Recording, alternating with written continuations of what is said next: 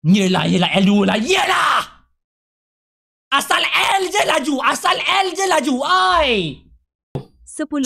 from viewer VX. Viewer live kau bingai mekem kau VX. Macam kau jugalah. Kau pun view aku. Kau pun bingai sekali. Aku dah tak kuat, bodoh. Ya Allah, aku dah tak kuat dah. Aku dah gila sial. Ya Allah. Sebab itulah ada ayat. Awak terlalu Kelantan untuk saya. Sebab itulah ada ayat tu, guys. Awak terlalu Kelantan untuk saya tu.